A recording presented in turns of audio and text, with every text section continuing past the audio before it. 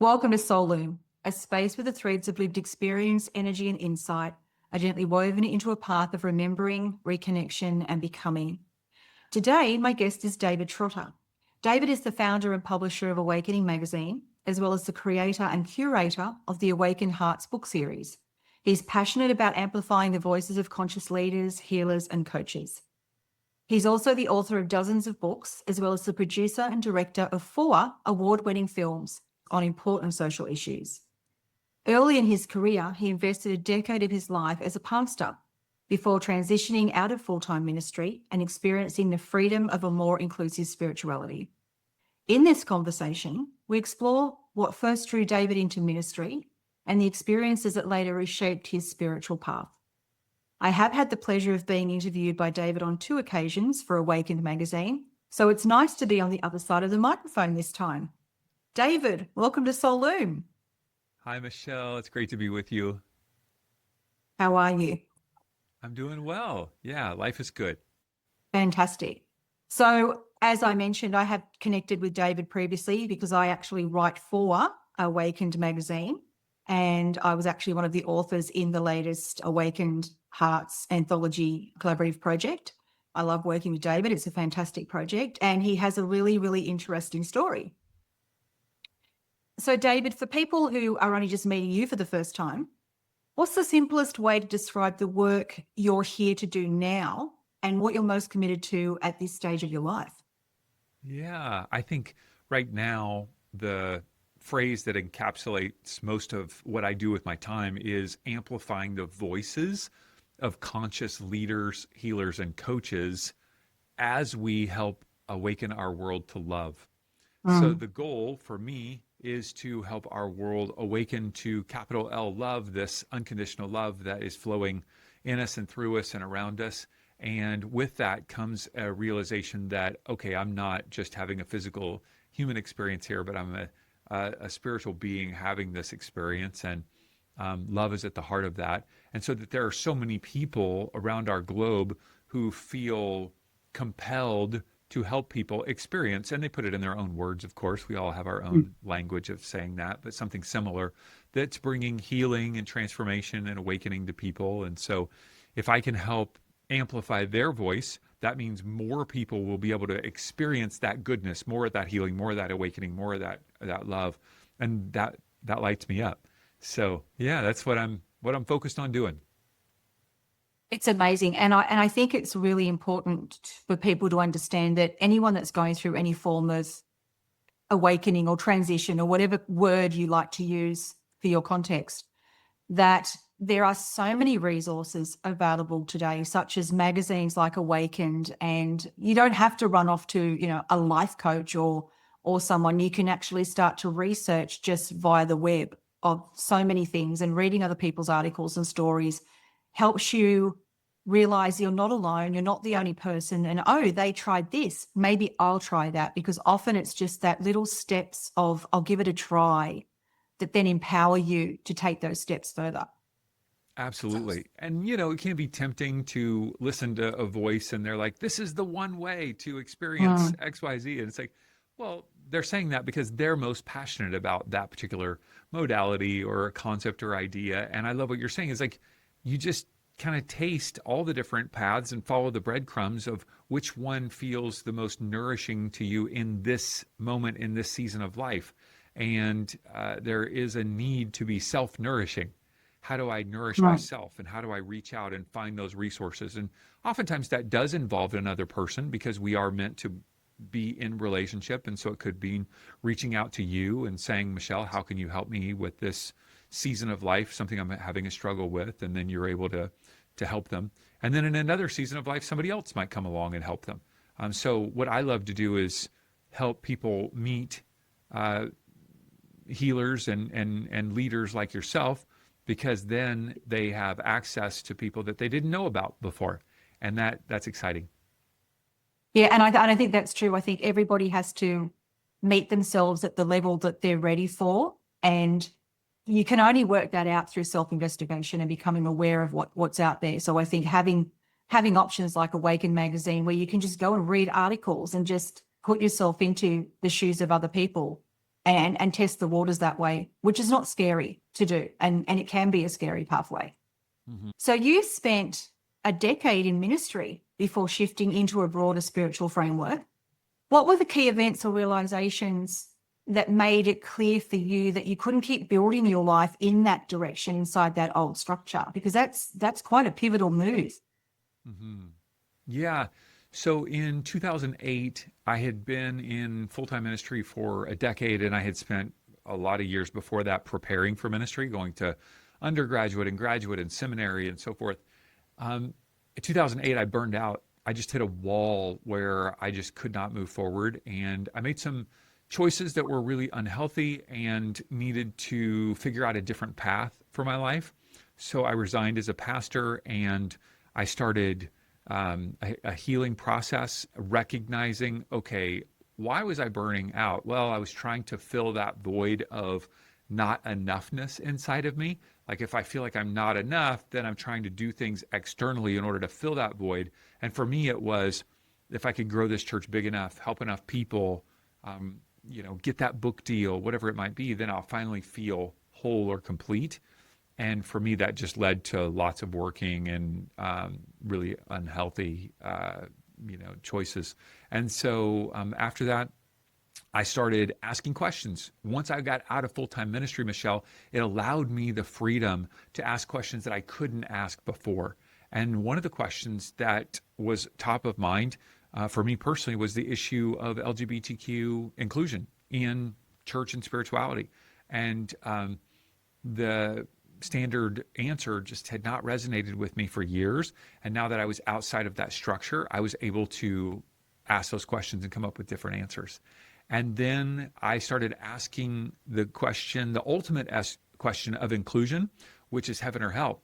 And a book for me that was super helpful was Love Wins by a guy named Rob Bell. And he got eviscerated by the evangelical church for that book. But it opened my eyes to, what if love wins? What if everybody's in heaven, right? And then I started asking, well, is there really a heaven? Is there even somewhere that I'm supposed to get All the to? existential questions. Right. But when you are raised in that context and you've been teaching those things, that literally can take years to slowly unpack those things, So for those of you who are listening today and you are, having questions, different questions, your questions are different than my questions or Michelle's questions. I think that there is an opportunity to extend grace to oneself to go, okay, there's no hurry. There's no rush. There's no deadline to process this. There's no deadline to find an answer. And that's one of the things that I loved coming outside the context of that world is, okay, well, now I can ask questions and I don't have to have the answer.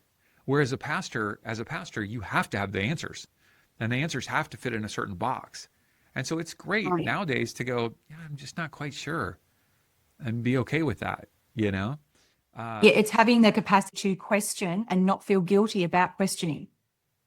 Yeah, absolutely. Not feel guilty about questioning. And then after asking the question for me was not feeling guilty to not have an answer, to go, I'm not quite sure. Or even not allowing the anxiety to overwhelm me that I didn't have an answer. Because for some of us, when you're used to a life of certainty, and that is in large part what evangelical Christianity is based on, is certainty. You are very certain about all of these things.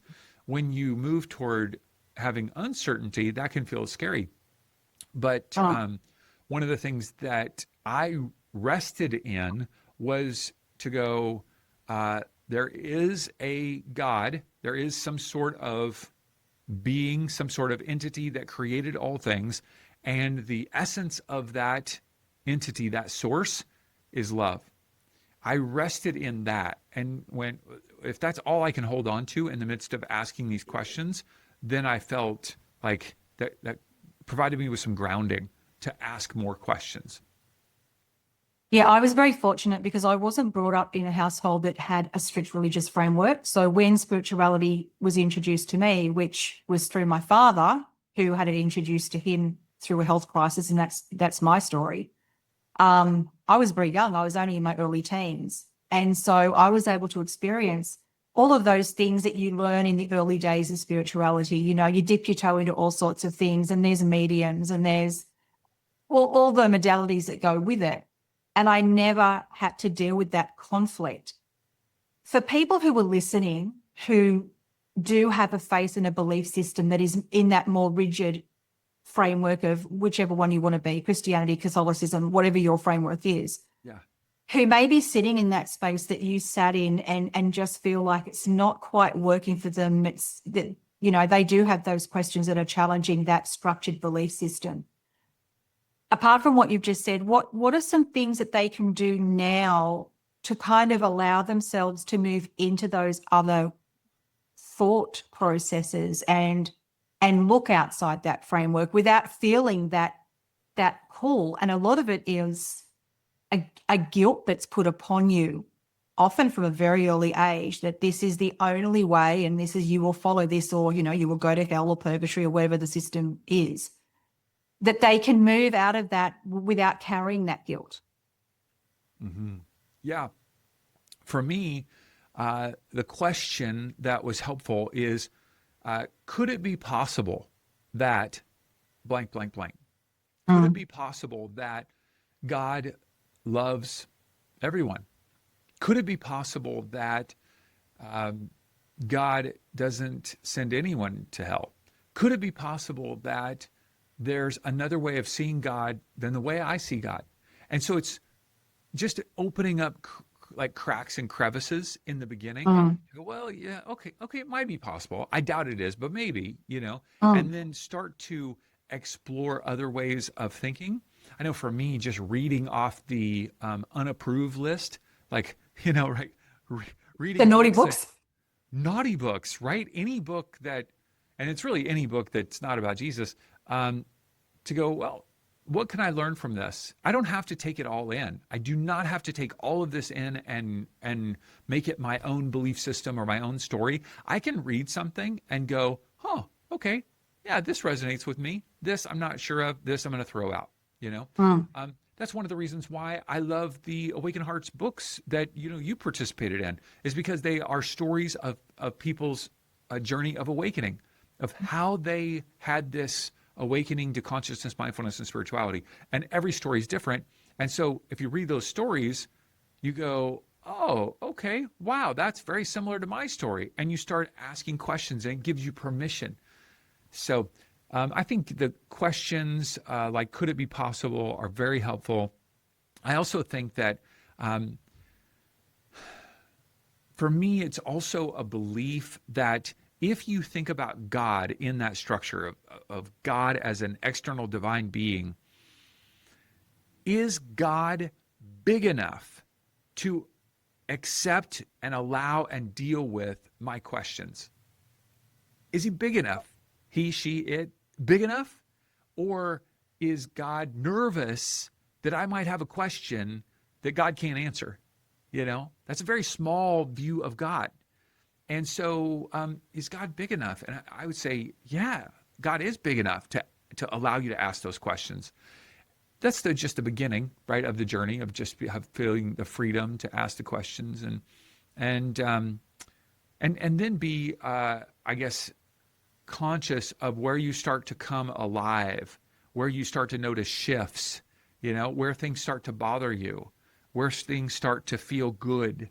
Like for me, I would, even after I left being a pastor, I would go to church from time to time, and I would notice that all the songs, a lot of the songs, the basis of them is that you are a sinner, you're nothing, and that God is everything, right? That is at the heart of Christian theology.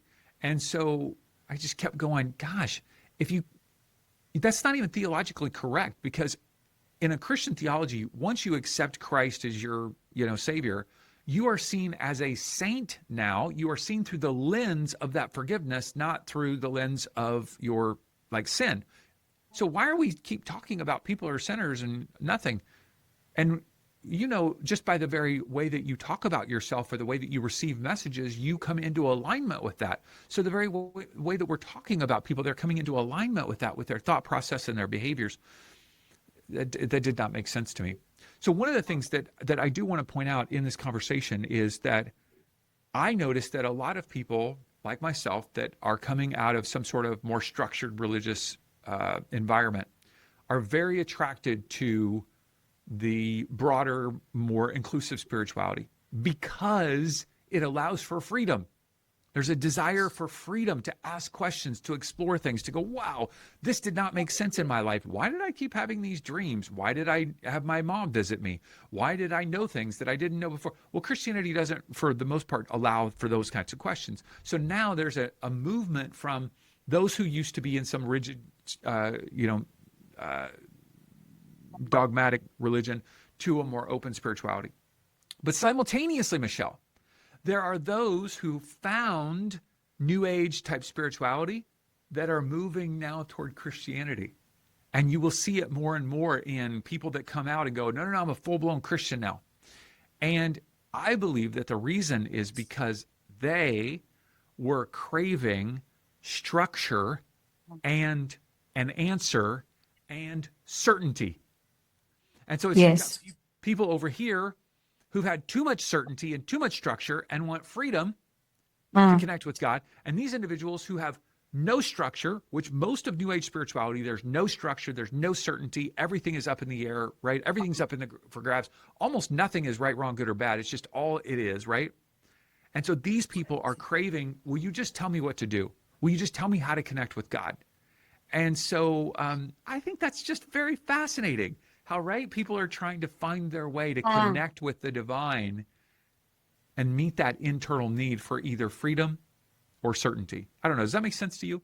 Yeah, no, it does. And I think it's because it's exactly what you said. I think people really love a structured religious framework, regardless of what that is and what belief system is, because it gives you a sense of place. It gives you a sense of community and belonging. But your own internal intuitive system is going to spike around those issues that are very prevalent today, such as, same sex and gender transfer and all those things that we're taught in a Bible that, oh no, you're not allowed to. So you have that inherent little tweak that happens to you when you hear it, which is your internal system going, no, that's not right. But yes, spirituality is very self-led. And that also doesn't work for a lot of people because you often find in a lot of ways it can alienate you. So until you kind of have to go back and find that tribe again, which I suppose you do get in the other system. So it's finding that middle place that works for you and fulfills your need. Mm-hmm. And I think some people, even personality-wise, want a system, tell me, kind of like, I just want to make sure I'm checking the boxes and I feel good about myself or about life. For the most part, that is me. Like I like a system. I'm very kind of more of a linear person. Like, let me check the boxes. I want to perform. I want to do the right things. But I have found that there's so much freedom that I had never experienced in the first, 40 years of my life, that now that freedom feels so good. I do, though, as I see kind of some New Age influencers or whatever moving toward Christianity, smile to go, oh, yeah, that's good. That's helping you find your place, find the right answer, feel good, Yeah, it's very fascinating. And that's all it's about. It's as long as you are feeling good about you and you can sit in your decisions with confidence and not feel conflicted. And just get curious. And whenever you feel conflicted, that that's time to re-explore. The challenge for me, and this is the challenge of so much of whether it's health and wellness or spirituality or whatever, it's like, well, Michelle, if you're not doing it my way, you're doing it the wrong way. Yes. So that's true no matter what you're talking about, what subject it is, whether, like I said, health and wellness or spirituality, business, marketing, whatever it might be. It's like, I think that's a curious question that I explore is how can I be fully committed to what I feel like my calling is in this world, and at the same time be passionate about evangelizing for whatever it is that I'm excited about, but also give you the freedom for you to do you, you know, without putting that as like shame, guilt, coercion, manipulation on Yeah. you to somehow be a part of my thing. Mm. Mm. And I think that's where people just need to remember to come back to themselves, and it can be difficult, especially if you're in a stage of life where you are craving guidance. You will tend to move to whoever will support you and validate you. And it's important to just always remember to take that back step and look at it from an external viewpoint. Is it healthy? Does it feel okay? Is there something inside me that's giving me that little warning of no, too much? It's I'm going too much the wrong way, and trust those feelings to find what is right for you. Were there any specific experiences through your transition that stick out for you as being something that made you go, oh no, or oh yes? Mm-hmm. Well, what was interesting, I can't remember how many years ago it's been, 7, 8 years ago. I had a podcast called Inspiration Rising, and it's still out there on the interwebs, of a couple hundred episodes where I was interviewing female entrepreneurs, and I was just wanting to amplify their voice about their journey. And I started having all these women come on the show talking about energy and Reiki and healing and all this weird stuff. And I thought, these people are a bunch of nut jobs. And And guess what you are now? right, right. But slowly I was like, I kind of like this. This is amazing. And yeah, I just resonated with them so much. And then I went to a meditation class with my daughter, and I remember sitting there and we went, oh, and I thought, oh my God, this is so satanic. I don't even know if I should be here. And then I went to, probably a year or so later, I went to a sound bath that also had some breath work in it. And this guy started speaking light language in the middle of the experience. Well, I had spoken in tongues since I was 18 in the Christian context. And so as I'm hearing this, I'm like, what? You can do that here? What? And it was like this freedom just opened up inside of me. And so I started going to these, sound baths, and I got involved in breath work. I met my partner, Mandy, about 3.5 years ago, and she owns a breathwork and meditation studio here in Orange County. And so I got fully immersed in breathwork and leading breathwork, and that really opened up a lot of healing for me. And then I would say even experiencing some medicine ceremonies, that really opened my world up. I had experienced psilocybin a couple times, but then in going through a process of grief, I did a 5-MeO DMT, Bufo experience, and that rocked my world. That opened me up to a whole different level of connecting with the divine and myself. And I experienced some things in that were life-changing. And then in the last 2 years, I have had some, I guess I would call involuntary channeling experiences that have changed my life. And so with each one of those things, I would ask the question, if this is true, or if this was my experience, what else could be possible? Like, what else would be possible if this could happen?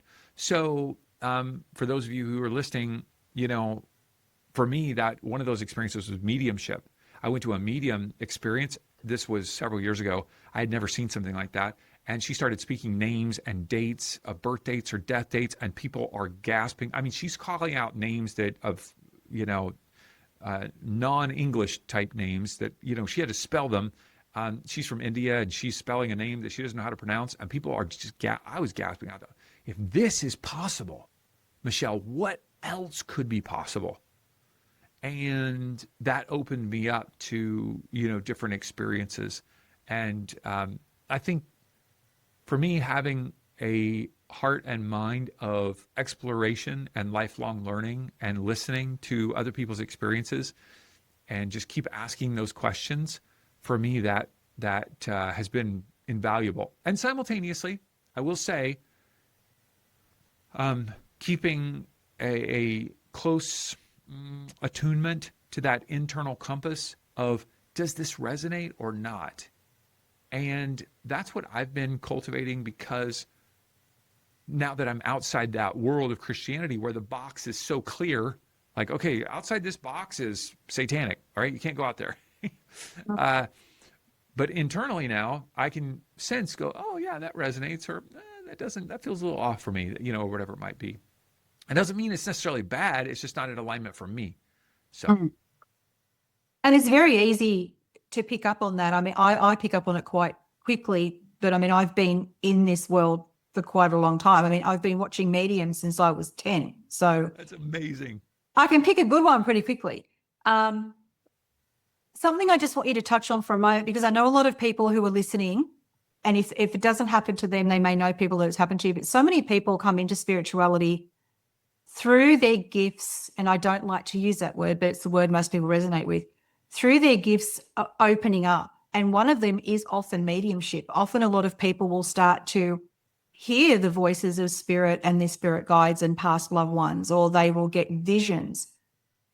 For something that's starting to emerge in that way for you, what would you say to people around what it feels like and how to manage it from a sense of it can be quite scary, but it's not something to be scared of as long as you know what to do and how to manage it and how to protect your energy in those situations? Mm-hmm. I did start down that road of mediumship. I took 24 weeks of a class with that particular woman, and I started, kind of exploring and cultivating that. And the part that really opened up for me more was the channeling with some unseen friends. And so I think the thing that is helpful for me is to find somebody that you really trust that can be a guide for you to help you take those steps. Somebody like yourself who has years of experience that, to go, hey, Michelle, can you come alongside me in this season? I don't know quite what I'm doing. And I think that's invaluable. I just believe in that 100%, finding somebody that you resonate with and that will walk with you in that process, because oftentimes you don't know what you don't know. And to go, hey, I just had this experience where I saw this thing or heard this thing. Is that normal? And to have somebody like yourself say, yeah, that's totally normal. Oh, okay, good. I was really freaking out, What do I do in that situation? Oh, well, you need to, pray this prayer, set this intention, grab this crystal, do this, whatever it might be. Or here are 10 options of what you can do. Oh, I didn't even know about 5 of those. Geez, thanks so much. I think reaching out to somebody like yourself to ask for support is so huge. And I have those people in my life. I have multiple people that some are people that I pay to walk with me in this journey. I meet with somebody once a week right now that I have that coaches me on channeling and holds space for me. And then I have other people that I can just reach out to and say, hey, will you watch this video? Like, what did you think? How did that work for you? Give me any feedback. And then I have other people that I can just go, oh my gosh, this was crazy. They're kind of more like peer, where we can kind of stand in awe of it, and they're not necessarily giving me advice. And then I have people, so there's like one level is more of the guide. The other level is more of a peer to kind of be like, what, this is crazy. And then another level is probably the most intimate level, is someone in your life, and this could be a spouse, or it could be an adult child, or it could be a very close friend, that you can be really honest with about the process. And not that you're not honest with the guide, but fully revealing your experience in a way that is, I guess, even like revealing the fullness of your humanity and the fullness of your divinity, all to that person. And for me, that's my partner, Mandy, where I can just go, gosh, I am so scared about this. That felt so, scary, or this was nerve wracking. I'm insecure about this. I think having those 3 levels of people in your life can be really supportive. And that doesn't mean you're outsourcing your power. It doesn't mean you're outsourcing your learning process. It means you're doing it in community, right? You're the one who's still the one who's in control of your life. You're taking 100% radical responsibility of what, who you are and what you're doing.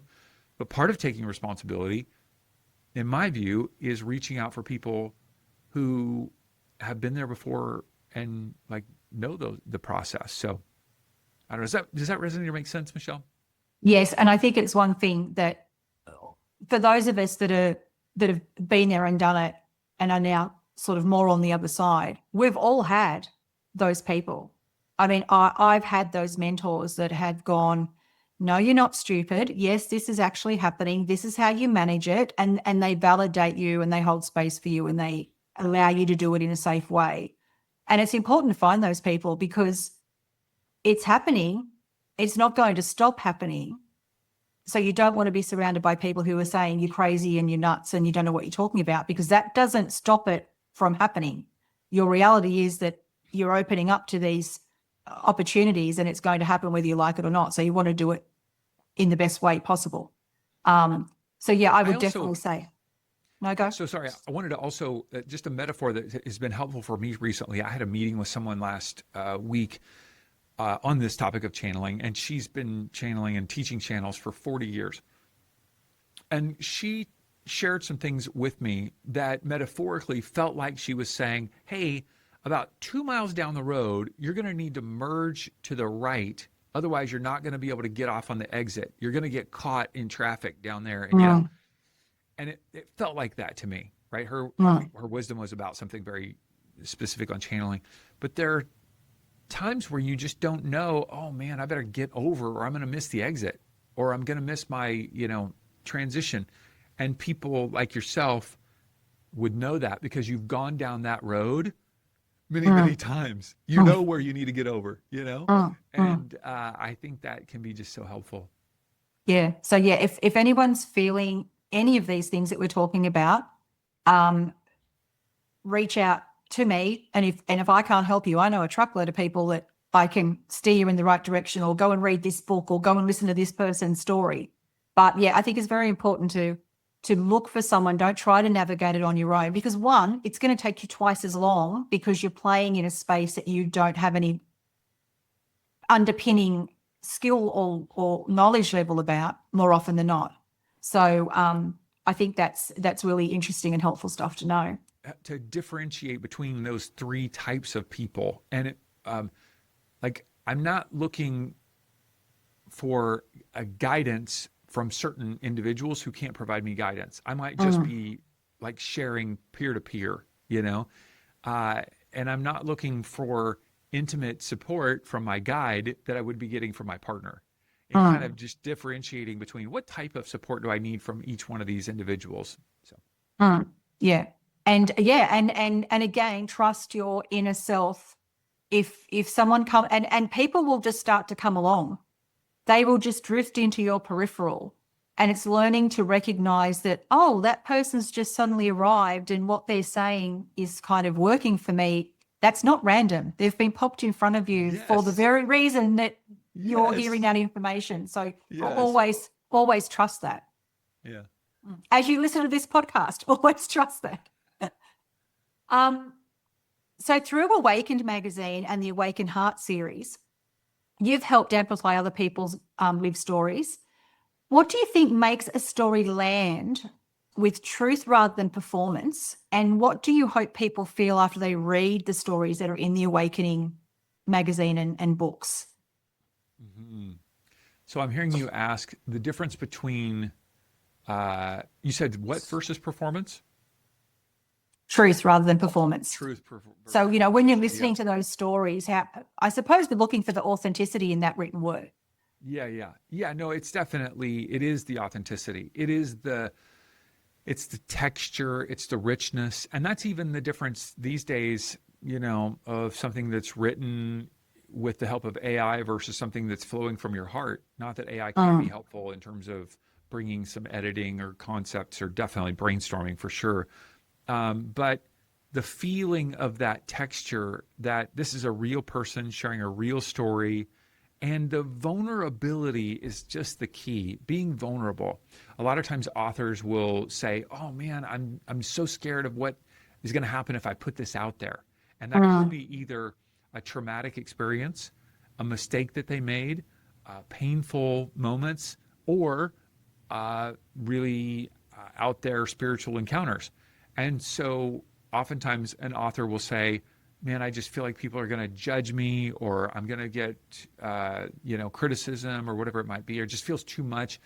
And I believe that that vulnerability, generally, if you're with the right audience, is going to result in connection and empathy. And so, yes, of course, somebody could find it and say you're crazy or whatever. Well, that's not your audience, right? Let's just let that go, delete that comment, and move on.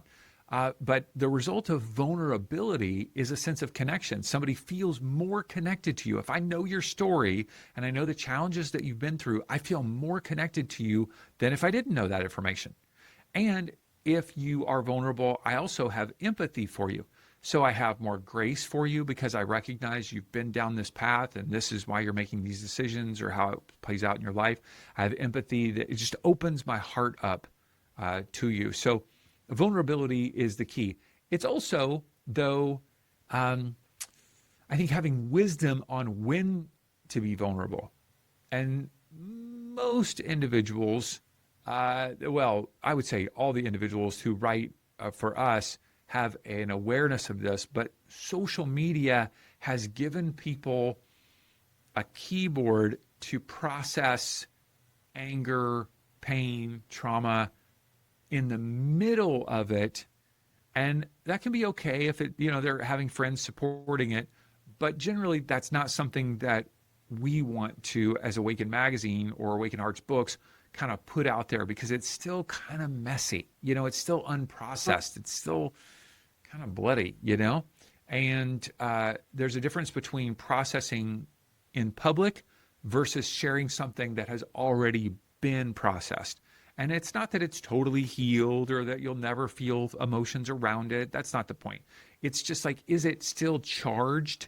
Is it still kind of filled with that pain, filled with that anger, filled with some resentment, we want to kind of hold off on putting that out there and share those things vulnerably that have been a little bit more processed. And then people, once again, find connection, find empathy. They want to connect with you. They see you as a real person. You're not just put up on a pedestal.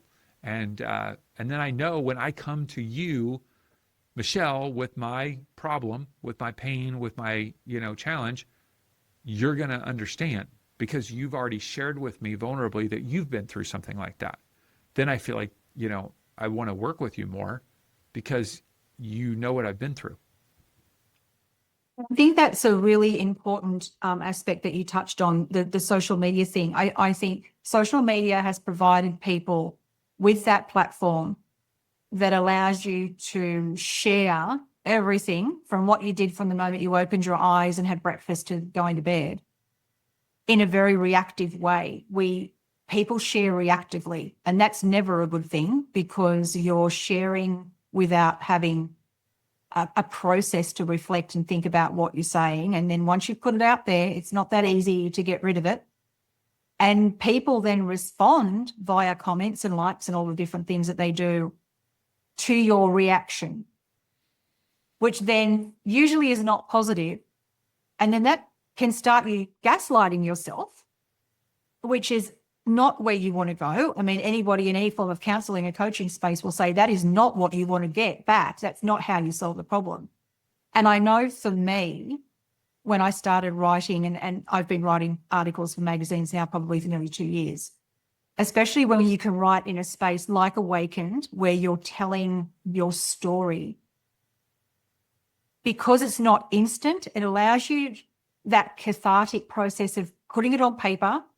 You do cry, you then think about it, you adjust it a bit more. You sometimes actually even allow yourself to tell it even more honestly the third or fourth time you edit the draft to what you did in the first place.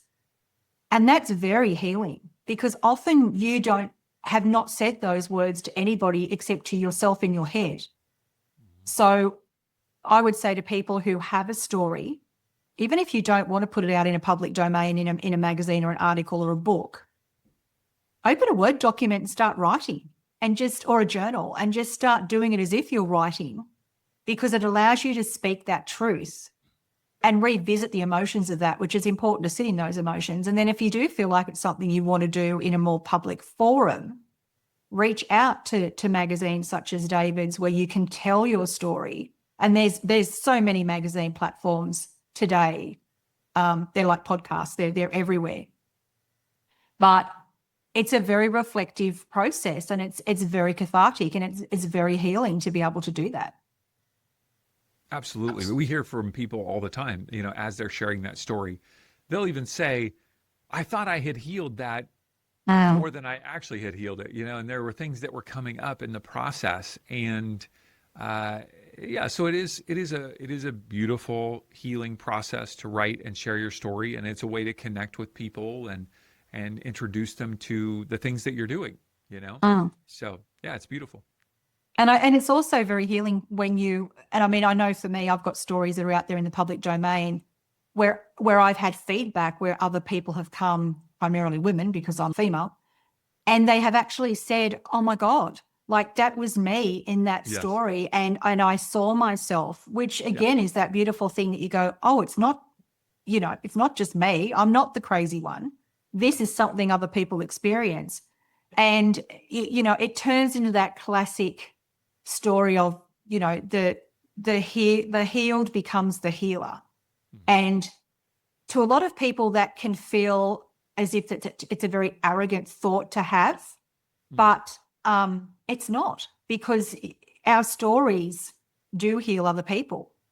And you'll know yourself when you're sitting in, you could be at the cafe with your friends having a coffee and you're doing that shared experience, and it allows you to stop and reflect upon yourself. So we all do it naturally. If you feel like it's something you want to do, start researching where you can tell those stories in a public domain, and next thing you could be writing a whole book.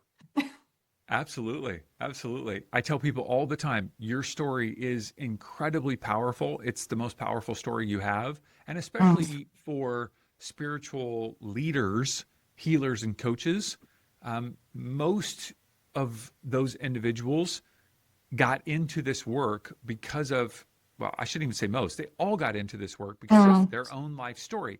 And so by telling their story, it becomes the most compelling thing to actually invite others to work with them. Because like you said, like I can tell my story and then people are like, oh, I'm attracted to you and want to work with you because of what you've been through. So telling your story is absolutely, I believe it's imperative, no matter if you're writing it down in, for a magazine article, for a book, for an anthology, or on a podcast. Oftentimes, if you're just sharing truths devoid of your own story, it can feel empty. And if you're just sharing your story without the truths, it can feel like it's not helping the audience like move forward in some way. So it's that interesting combination of both story and truth that are shared simultaneously. I have found are most powerful for the healers and coaches that we work with.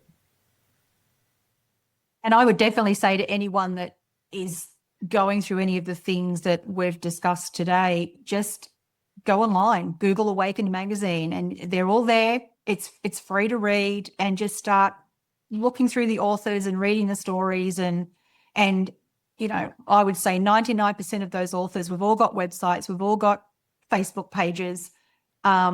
There's plenty of resources there for you to tap into without really having to do any more harder work than click on the keyboard.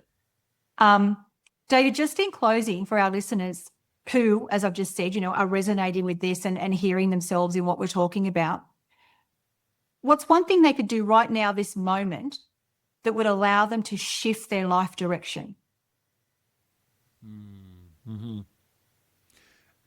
For me, a huge part of what I encourage people to do is just to ask, what is it that you want? What do you want? Like deep, deep down, what is your hope, your dream, your desire? What is that thing that you've always wanted to do or experience, or, and then how do you take steps to experience that? Because there's a reason why you're having that feeling inside. Even if you're in the midst of going through a breakup of a relationship, or your kids going off to college and you're feeling the stress of an empty nest, or maybe you're feeling like you're in a job transition. In the midst of all of that, you're needing to stabilize your life, but simultaneously going, well, what is it that I really want? Because maybe I've just been doing the thing that I was supposed to do my whole life. I was supposed to be a certain wife, mom, worker, daughter, whatever it might be. Is that really what I want to be doing this thing? Is there something else? And then get clear about it and find somebody like Michelle to process it with and go, okay, this is the thing that I have in my heart that I really want to do. And then go, well, why are you not doing it? What are the things that are holding you back from doing it? Well, I've got this story, I've got this belief, I've got these issues. Okay, we'll start to deconstruct those beliefs and stories that you could not have that experience in your life, and then start to develop a plan. I'm all about a plan. Like, what's the plan to experience going to Egypt, starting that business, finding that spouse that you dream of, moving to this foreign country because that's what you always wanted to have, developing a new sense of health that you've always wished whatever it is, you have the dream. I don't, it's yours. You can have it. You can have what you desire. There's a reason why it's inside of you. And so if you go your entire life without experiencing that desire, wouldn't that be sad? That would be so sad. I heard somebody say the other day, there's a cost to doing everything, to pursuing your dreams, but the bill of regret is greater than the cost of pursuing what it is that you desire.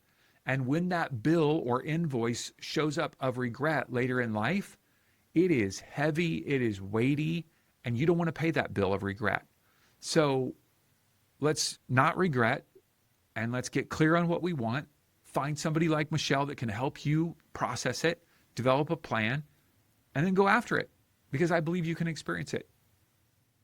And I think it's so interesting too, because it's something that I know it happened to me as I approached 50. You get to that stage in your life where you really do start to go, oh, there's got to be more to this. This isn't working anymore. And it's whatever context is happening to you at the time. And I would say to people when we talk about, find the thing that you really, really want to do. A lot of people actually don't even know how to do that. I always say it's what's in your heart. If I said to you, there is absolutely nothing, just imagine there's nothing that is stopping you. You've got all the money in the world. You've got nobody controlling your day-to-day life and activities. The world is your oyster. What will make you happy? Yeah. That's your answer. The thing that comes from your heart, right. Not your head, from your heart. Yeah. I had a friend of mine who said, if you had $1 billion and you could do anything you wanted to do, what would it do? What would you do? And even if it's outlandish, like, well, I would start a foundation that helped animals do X, Y, Z. Okay, well, what can you do for animals right now? Like, how can you start literally right now with one dog, one cat, one, volunteering at the shelter, whatever it might be? You can start right now on that dream. So I'm with you. I love that. So yeah, it's about fulfilling your heart-led desire. And that could be, I can't go and start a zoo, but I can go and rescue a cat. That's right. Yeah. And start my own zoo. It's those baby steps. Yeah. Thank you so much, David. I always love talking with you, and all of the things that we spoke about, I'll put in the show notes and all the links so that you can find the books and things that David was referring to. And if there's anything that you want to know more about, you can reach out to me, you can reach out to David, put comments in the podcast and I'll find the information for you. And thank you so much for spending time, listeners, with myself and David today. If this conversation has stayed with you, please follow the podcast, share the podcast with anybody that you think it might speak to. And until next time, please keep weaving your own threads of becoming. Thank you so much, David. Great to be with you.